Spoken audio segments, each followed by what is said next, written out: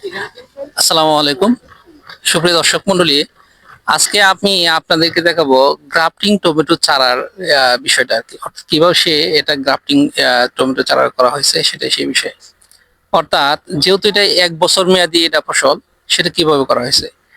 এখানে প্রথমে দেখেন একটা আমার পলিথিন, এই পলিথিনের ভিতরে মাটি ভরাট করা হয়েছে। মাটি ভরাট করার পরে এখানে যে বীজটা রোপণ করা হয়েছে সেটা হলো তিত বেগুন।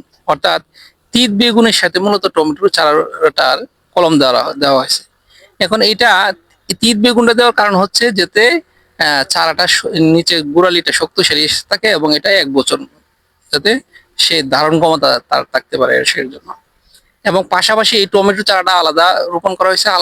আলাদা রোপণ করার পরে টমেটোর উপরের অংশ এবং তিত বেগুনের নিচের অংশের সাথে কলম দেওয়া হয়েছে, আপনারা দেখতে পাচ্ছেন। অর্থাৎ এই গ্রাফটিং টমেটো চারাটা তিত বেগুনের সাথে মিক্সড করা হয়, কলম দেওয়া হয়। আপনারা এখন বলতে পারেন যে এই চারাটা আমরা প্রত্যেকে নিয়ে আসছি, আমরা এটা আসলে নিজেরা এটা উৎপাদন করেন না। অর্থাৎ যিনি আব্দুল রহমান আব্দুল ভাই আছে, ওনারা জিজ্ঞেস করলে উনি বলছেন যে ওনারা নিজেরা এটা উৎপাদন করেন নাই, ওনারা আনছেন হচ্ছে আহ মৌলভীবাজার থেকে। অর্থাৎ মৌলভীবাজার থেকে মূলত এই চারাটা আনা হয়েছে। আপনারা যদি মৌলভীবাজারের চারার যে ঠিকানাটা, সেই ঠিকানা যদি নিতে চান, তাহলে আসতে পারেন আমাদের নেত্রকোনা জেলার পূর্বদলা উপজেলার 11 নং ঘলাকান্দা ইউনিয়নের ঈশ্বরপুর গ্রামে।